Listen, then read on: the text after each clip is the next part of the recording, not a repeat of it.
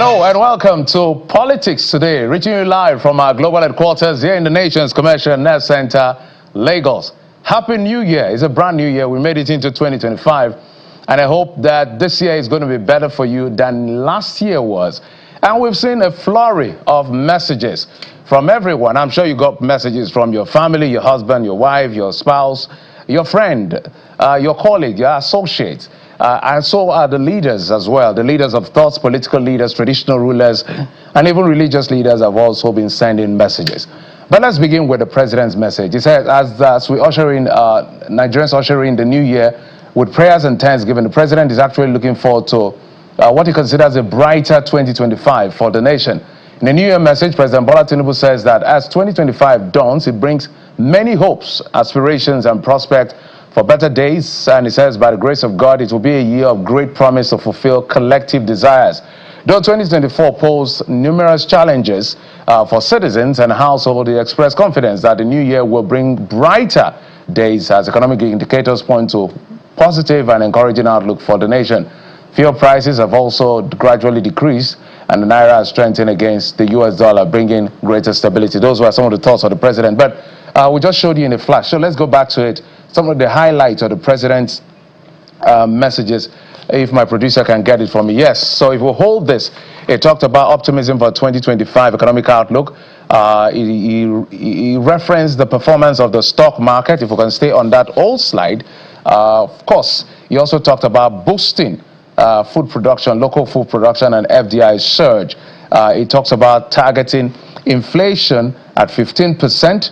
And 1 trillion naira economy. But on this particular side, he talked about establishing National Credit Guarantee Company, the launch of the National Values Charter to hold National Youth Conference, 6 better subnational synergy, and also asking Nigerians to discard political and ethno-religious divides. So, but I want to take one of the quotes. If we can go to a particular one, he talked about the reference that has to do with the National Credit Guarantee Company. It did say that this company is to provide credit facilities for individuals and companies as well. If my producer can get me to that next slide as we get to the conversation for the day. Hey, okay, yes. So my administration will further consolidate and increase access to credit for individuals and critical sectors of the economy to boost national economic output. To achieve this, the federal government will establish the National Credit Guarantee Company to embark or expand risk-sharing instrument for financial institutions and enterprises. So he's talking about the BOIs, the Bank of Agriculture, all of this energizing to provide some of these instruments that will help businesses and individuals as we face some of the economic challenges and headwinds we're facing in the country.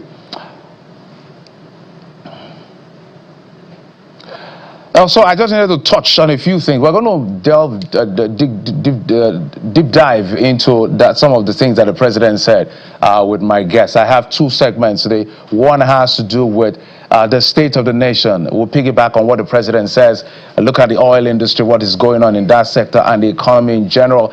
And the part 2 of the conversation will have to do with Rivers State. There's a couple of developments in Rivers State, political development in December that is trailing its way into January and will form part of what will happen in Rivers State politics. But that will be second part of the program. But let's stay with Rivers State. Tell you that the governor, Siminalayi Fubara, has presented staff of office and certificates to 4 newly recognized monarchs in that state. And what he did, among those honorees is Alhaji Mujahid Asai Dokubo, a former Niger Delta freedom fighter from the Kalabari extraction of the state. He was recognized as His Royal Highness the Amayanabo of Torosara-Mapiri in Degema local government area. There were other people also from Okrika local government, Ahoda East local government, as well as Ahoda East local government area of the state that were also recognized. The event held at the River State House of Assembly, River State Government House, and marking the official recognition of the monarchs as custodians of culture and leaders within their respective communities. Speaking at that ceremony, the governor had actually emphasized the importance of traditional rulers in fostering unity and peace as well as development in the state. So that's exactly how things played out in Rivers State. It's going to be part of our conversation, but not just about this, but the broader political picture in what is playing out in that state. We've seen some of the back and forth in the last year, 2024, and we're in a brand new year. But I did say that the very first part of our conversation will have to do with what the president is looking at as far as 2025 is concerned. It's quite optimistic. And one of the things he said he's working to bring inflation down to 15%. That is very, very, very a big challenge, a tall order. For some of us who understand economics, I don't know what magic the president is going to perform, but we're going to watch and see. But it's a tall order, I must tell you that. But let's get to our very first conversation for today. And we're being joined in the program as we look at the state of the nation by the president of the Trade Union Congress, Mr. Festus Osifo, joining us via Zoom. Mr. Osifo, thank you so much for coming on the program. Yeah, thank you so much, Jeffrey. Happy New Year to you. Happy New Year to Nigerians. Welcome to the year 2025.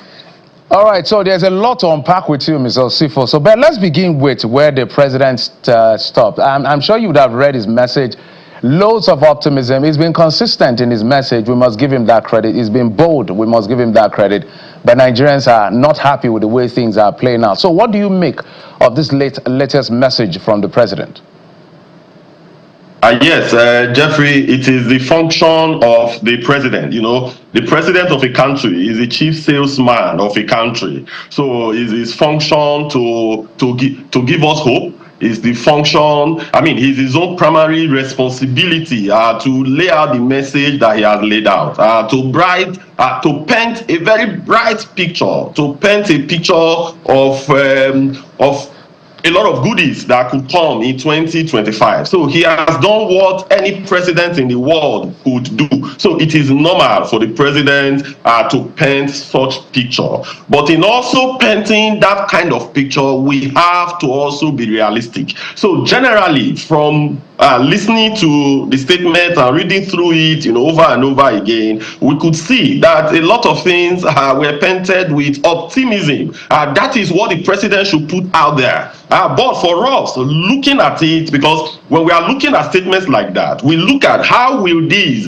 affect the plight of Nigerians. What are there in the statement, in the speech that could inspire Nigerians? What are there in the speech that could positively influence Nigerians? So looking at what is in the speech and what is on ground, we could see that there is no much correlation between both of them.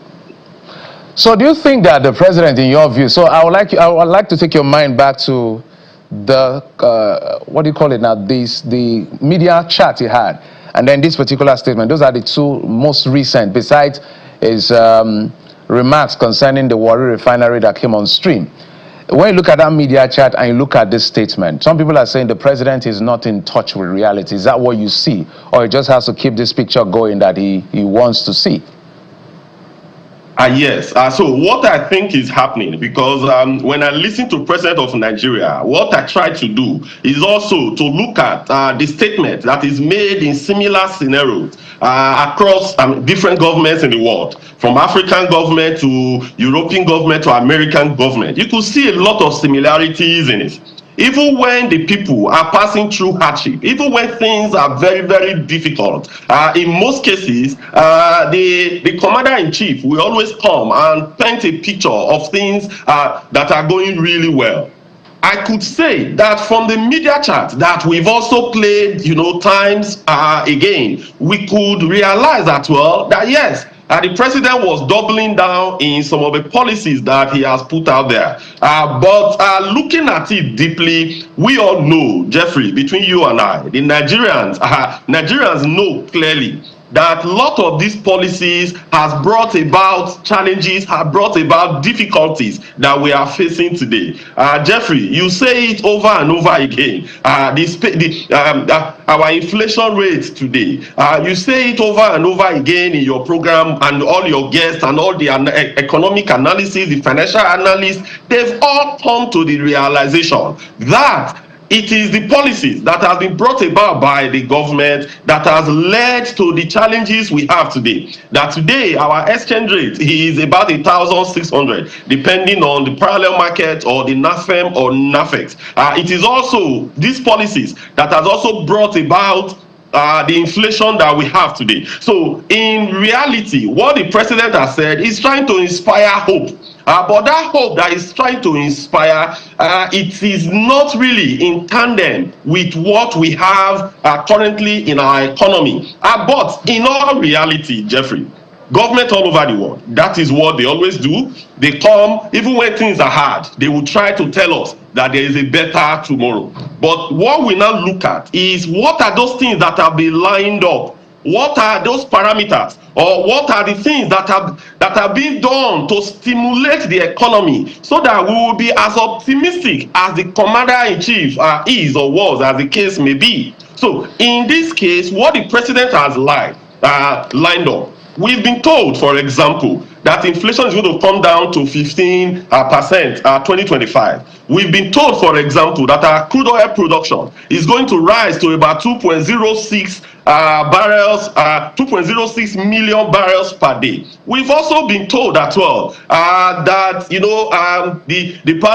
the balance of payment. We've been told how much we are going to borrow to finance our budget. So all these that the president has said, we have taken the brighter ones. When you now analyze them, what are the parameters that have been put in place? What are those details that have been put in place that we can see that truly it is not just talkism, that truly what the president is saying, there are actions to match them up? Looking at the budget, for example, Jeffrey, you could see in that budget, yes, the naira value is humongous.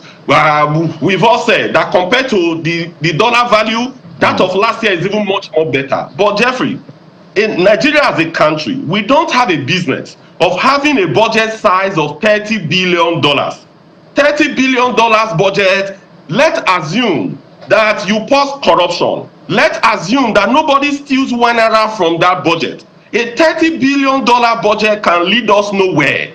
To fix our federal roads alone in Nigeria, Jeffrey, a study was done by architect Mike Ononomeme, who was the Minister of Works during Goodluck Jonathan's era. And in that study, they said that it's going to take us about $120 billion to fix our federal roads alone. To make our federal road work standard, $120 billion.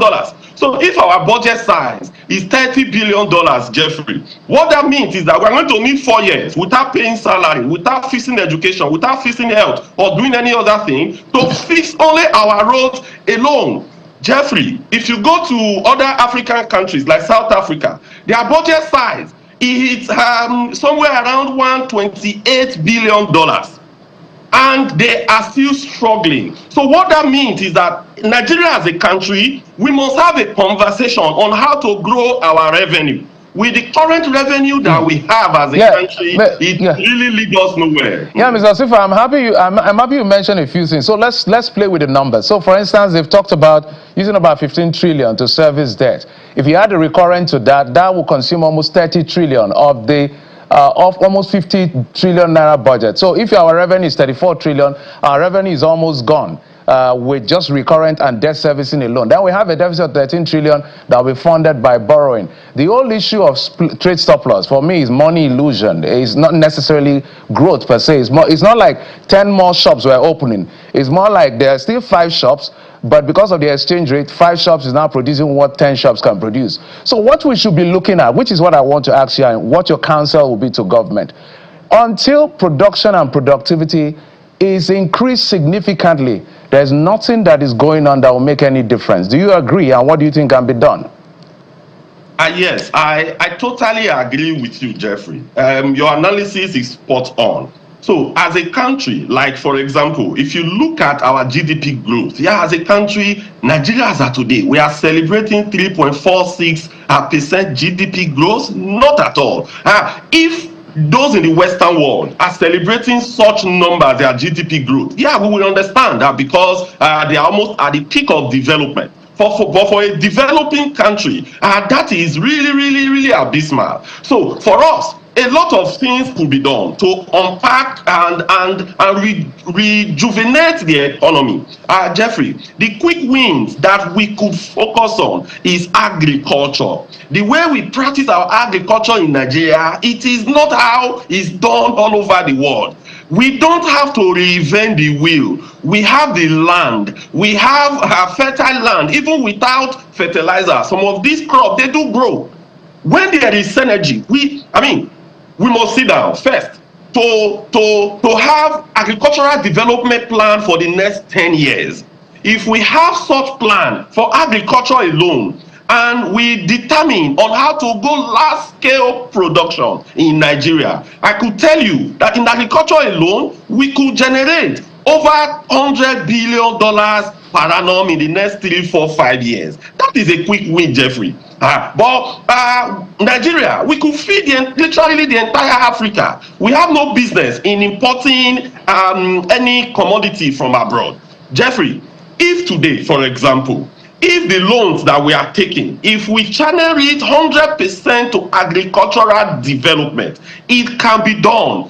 Look at a country that is as small as Rwanda. Look at what they export. Look at a lot of African countries like Kenya. They get a lot of revenues from agriculture. Then Nigeria, with our arable land, we are net importer of food. This is a no. So one of the quick wins is the agricultural sector. We can quickly develop that so that it will start giving us maximum revenue. But there must be synergy between the 3 tiers of government: the federal, the state, and the local government. Then if you leave agriculture, Jeffrey, you come to manufacturing. As government, they must sit down and look at what are those bottlenecks that the manufacturing sector today in Nigeria is facing. What are those challenges? How can these be quickly addressed? Yes, we had PEBEC before now that have done some quick fix here and there, but it is not sufficient. Jeffrey, it is not sufficient for us to be junketing from one part of the world to another as a government. Because if you do that, those investors, they are going to ask the people that are already on ground what they are feeling. So we must make those that are already on ground in Nigeria to feel well. We must make them, create that environment for them to thrive. When we do that, investors are going to come. In agriculture, for example, yes, what the Oyedele committee is doing about taxation, removing lot of multiple taxation, is quite welcome, but we must deepen it further. Jeffrey, why is it that today some equipment that are being imported in other some mercenaries, they are being taxed by customs at the rate that they are currently taxing them today? Such thing must be reviewed. The exchange rate policies must be reviewed for the manufacturing sector. In fact, in each state of the federation, we could do what we had before in the industrial estates that were spread across Nigeria. Jeffrey, all right, these are not things that are difficult. We have had countries in Africa that has actually done this within the span of 3, 4, 5, 6 years. As a country, we can do it. But the federal government cannot do it alone. It must be synergy between the 3 tiers of government. These are some of the quick wins that we must quickly harness as a country. Yeah. I'm going to come to how labor is viewing the how government is managing this. But you spoke about agriculture. So for the purpose of our audience, agriculture grew year on year by just barely less than 1.5%. I think it's about 1.2%, though it contributed about 24% to the GDP. And if you look at export is about barely 4%. Import, on the other hand, is about 6%. If you look at the manufacturing sector, that's about 5% in terms of export. Import is over almost 50%. So when we talk about the real things that will move the needle, we're not seeing as much as we should, because government touts FX, trade surplus, which we can botch with the analysis and all of that. So labor, for instance, how is labor viewing the performance of government, and what is labor willing to do to put fire to their feet to make sure that they revamp this economy for the good of all in 2025? Yes. If you check last year, sometime around February, March last year, Trade Union Congress of Nigeria, we sat down. We had some conversations with experts cut across different sectors and different sectors of Nigeria economy. We came up with a 15-point that we think government will implement that will better the lives of Nigerians. We actually did that. If you also recall, last year, TUC, we were the first to shout. If you look at that 15-point communique that we released, we were the first to identify that whenever FAC allocations are being released to the state governors or the state government, that the exchange rate will spike. We identified that and we documented it. And that document was submitted to the SGF. And we also did some follow-up. So on our path, we are not going to relent on that. So as we are entering the new year, so we are coming up with another set of itemization of what we think that the government must do. And beyond just submitting it, we are going to double down effort to ensure that some of all these are done. Some of all these really are not rocket science. Some of these are things that government could do as easily as possible. So from the part of labor, across the industries, like for example, some of the things we said in the manufacturing sector, TUC, for example, we have an affiliate called FOPTOP. FOPTOP is the union in the food and beverage industries. So they have told us before now what some of their constraints are, what some of their challenges are in that industry. There was even a time they have some challenges with NAFDAC. So we have to take them up. We took the bull by the horn and we tried to push. For TAMSA, for example, who is in the chemical and metal industry, similar challenges. Then I am from the oil and gas. So similarly, so what we are going to do in all these is that we are going to increase our advocacy, and we are also going to do much more further what we did last year, because last year we collected these points, we presented it to government, and chief of them last year was about the exchange rate. Because you know, Nigerians, we were just championing that the cost of PMS is quite high. Yes, it is true. And we said in that our document that what is responsible for even the cost of PMS to be where it is today is actually the exchange rate. Jeffrey, if this government, as of last year, if they actually wanted to manage the exchange rate to sub 1,000 naira to a dollar, it could have been done. If you do a study and a comparative analysis of developing economy and how they manage their exchange rate without more challenges, Nigeria could duplicate and do even much more. So we were convinced. So we championed this last year, but because the governors, what was giving them more money, what makes the FAC allocation to increase is actually the proceeds from exchange rate, not majorly from the proceeds of a subsidy removal. Because you have a lot of companies operating in Nigeria, mostly in the oil and gas sector. The tax that they pay to government is paid in USD. So now those taxes and royalties that are paid in USD, when they are not to convert them to Naira, you know, if for example, you are paying $1 million and that $1 million was at 400 Naira, you are going to get 400,000 Naira. But as at that last year, they started enjoying exchange rate at about 1,002, 1,003, 1,004. So instead of you having 400,000 naira, $1 million will not give you 1.4 billion naira. And because this was coming in, and the chunk of what they do with their revenue is payment of salaries. So they saw this as a windfall, and that was why they also put pressure in the system for the exchange rate not to go down compared to where it was as of December 2023. So for us, we will continuously expose this, we'll continue to discuss about all this, and we'll continuously hold government accountable by doing much more advocacy to ensure that the needful is done.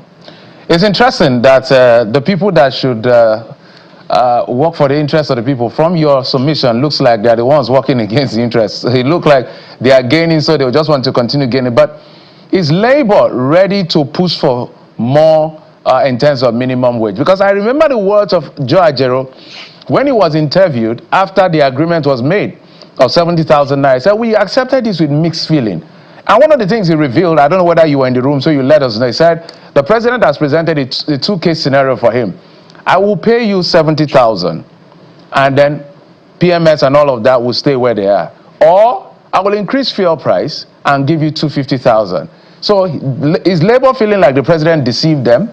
And now because 70,000 cannot even buy a bag of rice, is Labour going to push for extra in terms of minimum wage?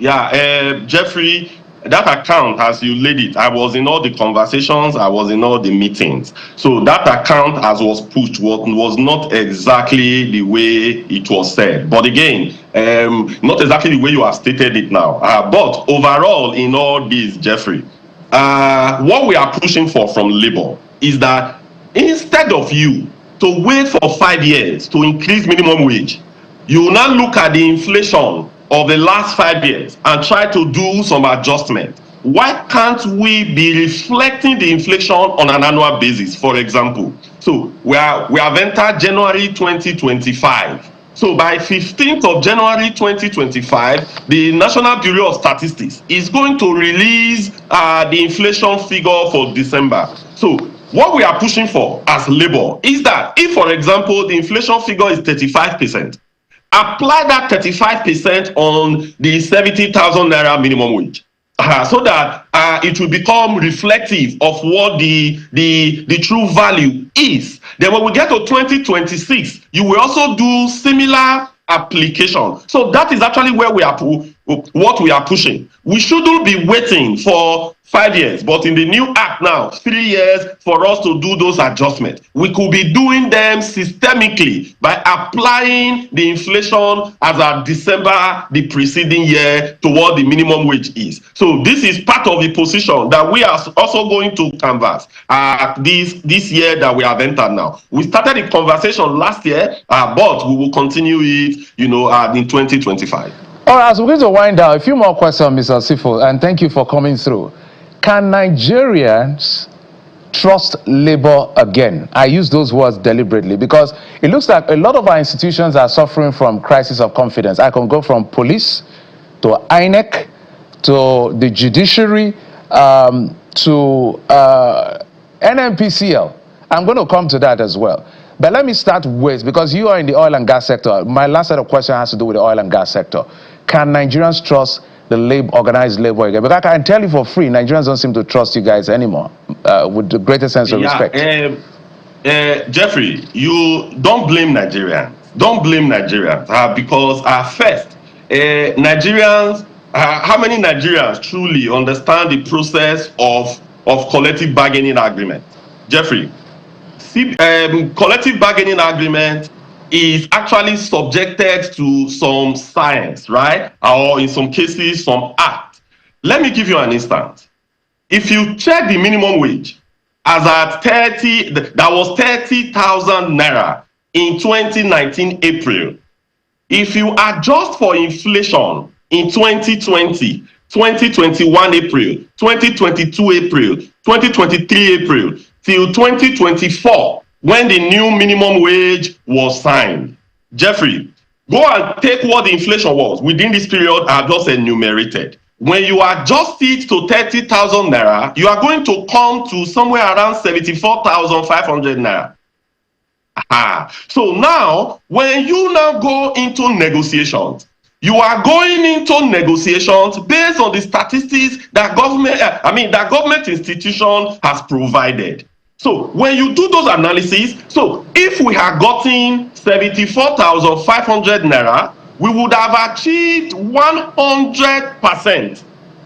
We would have achieved 100% adjustment for inflation within the 5 years. I have the document. I can forward it to you after this program. But when you compare that inflation figure as released by MBS in the last 5 years, when you compare that with what is happening in the market, it is a bit different. So as Labour, we will be coming with the argument of what is happening in the market. But government will tell you that that there's an institution that releases inflation, that we need to work with that. So because the people, the populists, they are feeling the pinches. The populists, they are feeling the difficulty.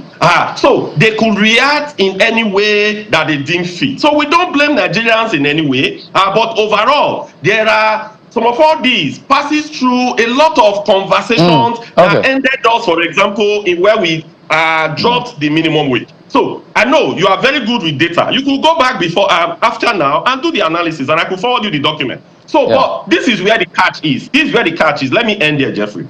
If we are going to such conversations, you always up your game. We were talking about living wage, not even minimum wage. We submitted 615,000 naira, for example. As we submitted 615, and we were wanting government, because we know the argument government will come from. So when we submitted that, we needed to defend it. So the expectation of the public was actually heightened, which is expected. So now looking at the scientific way of negotiating, the government now said no, they are not ready for living wage. All they are ready for is the minimum wage as prescribed by law. So when we now came down to where we ended, which is about 90%, 70,000 naira is about 90% of 74,000 naira. So when we now ended there, the people will feel, oh, we could have done more, which is normal. Which when we started the conversation, we thought we'll be able to push government to that of a living wage. But Jeffrey, beyond all these that I have talked about, I will tell you that a lot of affiliates of TUC, for example, let me use Pengassan for example. If you see the amount of work that has been done in the respective companies, if you hear the increases that we've been able to do across the oil and gas industry today, you will be marveled. But you will not hear that because we discussed that with respective management. We signed CBA behind the scene. It is when we say we want to go on strike that labor, that press are usually interested. But for every strike that we go for, we have signed series of collective bargaining agreements. When you come to Pengassan, for example, we tell you the lot of work. When you go to FOPTOB, when you go to CAMSA, you will see those enormous work that are going on behind the scene. So really, it is expected that because there is a markup that you provide when you go into negotiation. So the public expects you to even give them the charter of demand and not to drop 1 naira from it. So it's all right, Mr. Osifo, I cannot have you and I'll talk about NNPCL and the issue of the refineries that are coming on stream. And I'll give you the posture of Nigerians so that you can tell Nigerians the truth as a player in that space. And the reason why, even if NNPC comes here and says this is water, Nigerians will say it's a lie, this is not water. It's simple. When NNPCL, it took Dangote Refinery, Dangote himself to tell us what was our stake. Initially, NNPCL had said 20% because that was actually what's supposed to be proposed. But we ended up being, I think, 7.2%. So on that part, they dropped the ball. The issue of them being indebted to $6.8 billion. Initially, there was an argument where they owing, they were not coming clean until they said, yeah, but you know, this payment, there's a way it is done. Are you owing or you're not owing? We later found out what it was. And then we now had the issue of the deadlines of the refinery coming upstream until we got tired of counting deadlines. That dropped the confidence. And then we had the Port Harcourt refinery coming on stream. And then the average public person thinks, the average Nigerian would think that it's crude straight to PMS. But now realize that, you know, you have to blend NAFTA with C5 to get PMS. And now I think they have started correcting themselves with being clear that the Warri Refinery is not producing PMS yet, but produces NAFTA. So what is really the state of, can the refineries in Nigeria take crude into the distillating column and get us PMS directly? And what is the state of those refineries? No, Jeffrey, first, I must state this. Because Nigerians are not giving labor as much credit that they deserve in this refinery that is coming upstream now. This is the very first time, Jeffrey, that labor was present in the steering committee of the refinery rehab. I represented Pengassan in the steering committee. My counterpart in Nupeng represented Pengassan by extension TUC.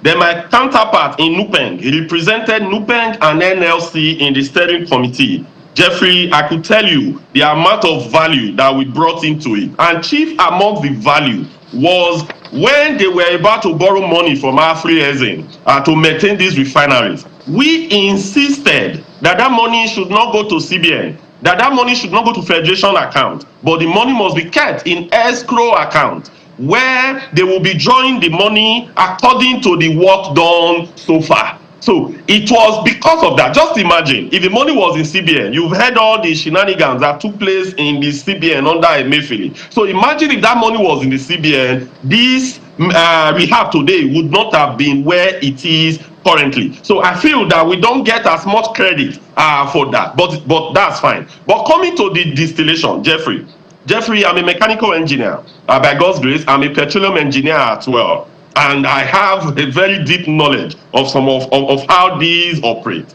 Jeffrey, PMS production does not come directly from the crude distillating column. The reason is this, or what you call the fractional distillation process. At best, you are going to get naphtha, or you get something that is very, very close to that. You now need series of other processes that could give you the PMS that our car today could use. Before now, in the 60s, in the 70s, when you have naphtha, you just need a little more additives to be able to give the PMS that the old internal combustion engines could use. But currently, with the sophistication of our vehicles today, if you put naphtha into those vehicles, your engine is going to knock because of what we call octane number. So to be able to have that premium octane number could be premium, it could be regular, it could be moderate. Okay. That is why when you go abroad and you go to fuel stations, you are going to see 3 pumps. One will tell you is regular, one will tell you premium, and the other one will be in between. And you can call it moderate.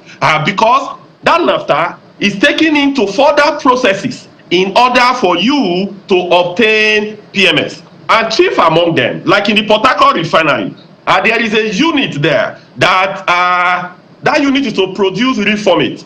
And that unit is not currently up to date. That is why they have to bring crack C5 from Indorama to mix with the naphtha in order to now produce. Okay. So it is not a single process. It is not a single process. But you could obtain AGO, kerosene, and ATK from a single process. But you need further processes before you could produce PMS. Mr. Osifo, I wish there was more time, because on this NNPCL and this refinery issue, there's a lot to talk about because of the reputation, in terms of reputation of the NNPCL. And I'm telling them directly now on camera, NNPCL, you guys need to work on your reputation, because the public does not really believe much of what you say, whether you're saying the truth or you're not saying the truth. Mr. Osifo, we'll count on people like you to tell us the truth, and we believe you will not disappoint us. Festus Osifo is the president of the Trade Union Congress. Thank you, sir, for coming on the program. Thank you. Thank you so much, Jeffrey. Thank you. A happy New Year once again.